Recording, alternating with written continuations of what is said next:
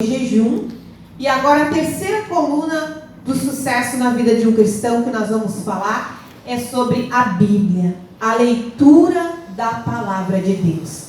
O texto, o versículo que eu quero ler para ser a base para nós iniciarmos o estudo nesta noite, está lá em Mateus capítulo 4, versículo 4. Se você quiser abrir a sua Bíblia, Mateus capítulo 4, versículo 4. Aleluia. Glória a Deus. Glória a Deus. Mateus 4, 4. Diz assim: Jesus, porém, respondeu: está escrito, não só de pão viverá o homem, mas de toda palavra que procede da boca de Deus. Aqui apresenta o primeiro momento da vida de Jesus, depois dele ter sido batizado. Ele foi levado pelo diabo até o deserto. Foi levado pelo Espírito até o deserto. E lá o diabo tentou Jesus. E uma das coisas que o diabo tentou Jesus foi pela palavra. Ele disse assim: tu não és filho de Deus? Então por que você não diz para estas pedras que se transformam em pães? Jesus disse: nem só de pão viverá o homem, mas de toda palavra que procede da boca de Deus. O que Jesus quer nos ensinar nesse versículo? Que ele estava passando por um deserto. E na nossa vida, todos nós vamos passar por um deserto. Todos nós vamos passar por uma dificuldade. Mas se nós estarmos firmados na palavra de Deus, nós vamos ter um escape para todas as coisas. Por isso, irmão, que é importante você ler a Bíblia. Por isso que é importante você buscar o crescimento na palavra. Jesus disse: não é só de pão que o homem viverá, mas de toda a palavra que procede da boca de Deus. Vamos ver aqui. O segundo texto, João 8:32. Conhecereis a verdade e a verdade vos libertará. Esse aqui é um texto que eu gosto muito. Não existe nada melhor para um cristão ou para um recém-convertido do que conhecer a verdade, para alcançar a libertação. Irmão, quando nós viemos para a igreja, nós somos criaturas. Quando nós descemos a água do batismo e recebemos Jesus como Senhor e Salvador na nossa vida, nós passamos a ser filhos. E a partir do momento que nós somos filhos, nós começamos a ter parte com Deus. E uma das coisas que Deus nos deixa é esse texto: conhecereis a verdade e a verdade vos libertará. Não existe luta na tua vida, não existe fraqueza na tua vida que você não encontra refúgio na palavra de Deus. Não tem. Irmão, depois eu vou ler alguns textos que eu separei aqui. Em todas as áreas da nossa vida, desde o momento em que a gente nasce, desde o momento em que a gente foi gerado no ventre, até o momento da nossa velhice, até o momento que nós não estivermos aqui, mas Deus tem uma palavra para nós. Por isso que a Bíblia é o manual do crente. A Bíblia é o manual do crente. Crente não pode andar sem a sua arma. Não pode estar sem a sua espada. Agora, tem muitas praticidades. A gente pode ter a Bíblia baixada no celular, né? A Bíblia aqui no tablet, no computador. Eu tenho no meu celular, eu tenho uma na bolsa, eu tenho uma no carro, eu tenho mais algumas em casa, porque a Bíblia é o manual do crente. Em todos os momentos que nós passar, seja eles difíceis ou seja eles alegres, Deus tem uma palavra para nós. Deus conhece cada um de nós e Ele nos ensina através da palavra. Conhecereis a verdade e a verdade vos libertará. Por isso, irmãos, que aqui na igreja muitas vezes a gente não tem a prática de expulsar demônio ou de manifestação, né? Porque é uma forma diferente que o pastor tem de trabalhar. Já aconteceu, algumas pessoas me perguntam: mas lá na igreja de vocês não tem revelação, lá às vezes não tem libertação. Não tem necessidade disso, porque a Bíblia diz que nós vamos ser libertos como? Pela palavra. Você lendo a palavra e colocando ela em prática na tua vida. E aí, eu aprendi algo através de algo que aconteceu nas nossas vidas. A minha sogra, quando ela começou a vir para a igreja, ela era católica. E ela era devota, né, a santo, a imagem de escultura. E ela tinha algumas coisas que ela fazia da religião dela. E ela começou a vir aqui. E eu não me agradava daquilo. E eu dizia pro Bira assim, como que ela vai lá na igreja, mas ela tem imagem dentro de casa? Ela escuta a missa ainda. E aí ele disse assim, não adianta pressionar ela, que senão ela não vai mais. E eu fiquei incomodada com aquilo, mas eu respeitei aquele momento dela. Olha o ensinamento que a gente aprende aqui. E ela era fumante, ela fumou por 20 anos.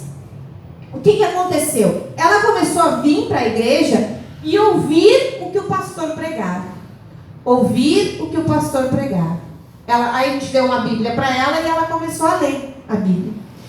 E o tempo foi passando e ela foi ouvindo e ela foi aprendendo. E ela começou a tirou todas as imagens de escultura da casa dela, parou de ouvir a missa, parou de fumar, pararam de beber. Então, ela começou a colocar em prática tudo aquilo que ela estava aprendendo na Bíblia. Começou a ser dizimista, é ofertante na mesa das primícias, é ofertante na igreja, e ela se libertou. E aí eu achei muito interessante, porque o que acontece? É a palavra que liberta. Não é eu nem você. Não é pelo muito falar que nós vamos libertar alguém. É pela prática da palavra. E ela é o testemunho que conhecereis a verdade e a verdade vos libertará. Ela conheceu, ela começou a pôr em prática e Deus começou a agir na vida dela. Deus começou, o Espírito Santo começou a trabalhar e ela se tornou liberta. Então, irmão, não te preocupe se tem alguém da tua família, alguém da tua célula, que está vindo na igreja e que ainda comete alguns erros do mundo. Mas se tu vê que essa pessoa está se esforçando, converse com ela, pregue a Bíblia para ela, leia a Bíblia, ensine ela pela palavra. E você vai ver que ela vai alcançar a libertação. Amém? Glória a Deus. Próximo texto. Procura apresentar-te diante de Deus aprovado, como obreiro que não tem de que se envergonhar, que maneja bem a palavra da verdade. Irmãos, nós temos que ter alguns textos bíblicos gravados no nosso coração. Gravado no nosso coração. Para quê? Para que nós não venhamos ser enganados pelo mundo, ser enganados pelas falsas doutrinas, pelos falsos profetas. E você, quando você pratica a palavra, lê a palavra, você consegue pôr em prática. Vai vir alguém conversar com você a respeito da Bíblia, alguma outra pessoa, até de outra denominação. Você tem que ser uma pessoa que maneja bem a palavra. Para que quando ela falar algum texto, você diga, não, realmente, isso está na Bíblia. Agora, irmãos, quando nós não conhecemos tudo que falar para nós, nós vamos acreditar. Por quê? Porque não maneja bem a palavra. A Bíblia diz que nós, como cristãos, temos que manejar bem a palavra. A gente fez uma vez uma gincana numa célula que nós tínhamos. Irmãos, foi uma vergonha. Uma vergonha. Texto simples. Simples. E as pessoas não sabiam. Perguntas como, quem abriu o Mar Vermelho? Não sabia. Não sabiam. Quem construiu a arca? Não sabia. Perguntas simples. Isso significa o quê? Que não leiam a Bíblia. Que não tiram um tempo para ler a palavra de Deus. Agora nós estamos fazendo um tempo de oração, né? A gente tem um grupo. E é uma oportunidade para nós escolhermos o melhor momento do dia para lermos. Não precisa ler, irmãos, 3, 4 páginas da Bíblia. Comece lendo um versículo e te aprofundando naquele versículo. Depois, outro dia, tu lê outro. E aí você vai gravando no teu coração. Você vai gravando no teu coração. Eu gosto de ler pela manhã, que é o tempo que eu estou com a mente mais tranquila, né? Eu falei aqui isso no culto passado. Então, para mim, o horário da manhã ali é o horário que eu consigo gravar melhor, entender melhor. Faça isso. Quando você orar, pegue a sua Bíblia. Diga: Espírito Santo de Deus, seja o meu professor. Me ensine pela palavra. Abra os meus ouvidos e os meus olhos espirituais para me entender, Senhor, o que diz a palavra. Irmão, hoje o que tem de mais fácil é a forma de ler e estudar a Bíblia. A gente tem a internet, o Google. Se você não sabe alguma coisa, algum versículo, o que o profeta ou quem escreveu aquele versículo quis dizer, vai lá no Google, pesquisa, leia, converse com o teu pastor. Pastor, eu tenho dúvida aqui, o teu líder, e eles vão te ajudar. Mas, irmão, te importa em manejar bem a palavra, para que você não venha perecer neste mundo tão difícil. Passa o próximo. Glória a Deus. 2 Pedro 3,18. Antes crescerei na graça, no conhecimento do nosso Senhor e Salvador Jesus Cristo. A Ele seja dado assim a glória, assim como até o dia da eternidade. Aqui ele diz que nós devemos crescer na graça e no conhecimento. Na graça, nos enchermos. Como que nós vamos crescer? Irmãos, as 5 colunas do sucesso, elas estão interligadas. A oração, o jejum, a leitura da palavra, é tudo um conjunto que nós vamos começando. E aí nós vamos entendendo, ganhar almas, vir à igreja, tudo é um conjunto. Mas nós temos que seguir esse espaço para nós crescermos na graça e no conhecimento. Essas 5 colunas, elas têm que estar interligadas. Não adianta você só orar, não adianta você só jejuar, não adianta você só ler a Bíblia, ou você só ganhar alma, ou você simplesmente só vir na igreja. Porque a tua vida, ela não vai estar edificada como deveria de estar. Você só vai vencer as lutas, você só vai vencer os desertos na tua vida, se essas 5 colunas estiverem bem edificadas na tua vida. Se elas estiverem bem firmadas na tua vida. Aí vai vir vento, vai vir tempestade, vai bater sobre a tua casa e não vai te derrubar. Por quê? Porque essas 5 colunas, elas estão firmes na tua casa, na tua vida. Oséias 3. Conheçamos e prossigamos em conhecer o Senhor. A sua saída como a alva é certa, e ela nos virá como a chuva serodia que rega a terra. Oséias 4,6. O meu povo está sendo destruído, porque lhe falta conhecimento. Muitas casas estão sendo destruídas, muitas famílias estão sendo destruídas, porque falta conhecimento na palavra de Deus. Irmãos, a minha Bíblia, esta aqui, é a revista e atualizada, traduzida em português por João Ferreira de Almeida. No final dela, tem assim, bem no final dela diz assim: como encontrar ajuda na Bíblia? Não sei se a de vocês tem. Quem tem sua Bíblia aí, dá uma olhadinha no final. A minha tem. Como encontrar ajuda na Bíblia? Bem no finalzinho dela lá. Bem no finalzinho, nas últimas páginas. Tem? Algumas têm, algumas não.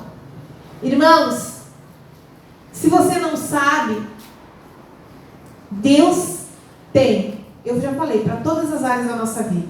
Se você for olhar ali, diz assim: como celebrar um casamento, está ensinando.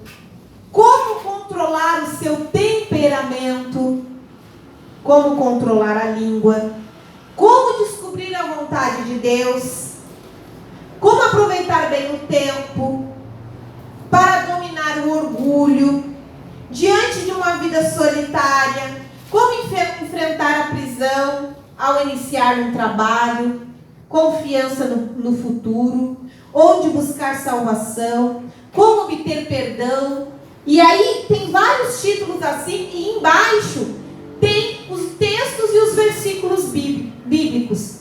Isto é o quê? Que nos ajuda. Diz que Jesus é socorro bem presente na hora da angústia. Quando que nós vamos encontrar? Às vezes nós estamos angustiados com alguma coisa, algum problema, algo que está acontecendo, e a gente fica orando e parece que a oração não chega diante de Deus. Procure na Bíblia. O que Deus fala a respeito disso na Bíblia? O que Deus fala a respeito do teu casamento, a respeito da tua família, a respeito da tua vida financeira, a respeito da tua saúde, do teu futuro? O que Deus fala do teu ministério? Tudo tem na Bíblia, irmãos. Basta nós gastarmos tempo com isso. Eu separei aqui alguns textos. Versículos sobre família. Um texto sobre família. Tem vários, eu separei só um. Atos 16, 31. E eles disseram: crê no Senhor Jesus Cristo e serás salvo tu e a tua casa. Olha que interessante. Aí a pessoa está passando por uma dificuldade na sua casa. A pessoa está passando por uma dificuldade com a sua família. E aí ela não sabe o que ouvir e ela não lê a Bíblia. E aí talvez ela venha à igreja, pastor ora, alguém ora e diz: irmão, crê no Senhor Jesus e será salvo tu e a tua casa. A pessoa chega em casa maravilhada. Nossa, que palavra! Mas estava ali, irmã, na Bíblia. Era só você tirar um tempinho, procurar um texto bíblico, ouvir. Porque a gente tem, o pastor Jadir, ele passa uns vídeos do pastor Eibe para a gente ouvir, para a gente assistir. E o pastor Eibe, ele fala que toda oração tem que ter um embasamento bíblico. E aí ele diz que quando a gente ora, a gente deve falar aquele texto bíblico. E dizer: Senhor Jesus, está na tua palavra. E aí você está lá orando pela tua família. Aí você pode dizer: Senhor, eu sou tua serva, eu te sirvo, eu vou na célula, eu tenho uma célula na minha casa, eu trabalho na tua obra, eu sou obediente a ti. Mas Pai, eu reivindico pela palavra. Lá em Atos 16, 31 diz, Senhor, que crê no Senhor Jesus e será salvo tu e a tua casa. Eu creio em ti. Então, Senhor, essa palavra é para mim. Eu quero a salvação da minha família. Eu não aceito, Senhor, que a minha família não seja salva. Eu não aceito que a minha família não seja restaurada. E aí você vai orando diante de Deus e citando o texto bíblico. E você vai ver o que Deus vai fazer. Como Deus vai agir. Olha só um texto para finanças. Filipenses 4,19. O meu Deus suprirá todas as necessidades de você, de acordo com sua gloriosa riqueza em Cristo Jesus. Quem nos suprirá as nossas necessidades? O nosso Deus. O nosso Senhor. Tem vários textos que falam sobre finanças.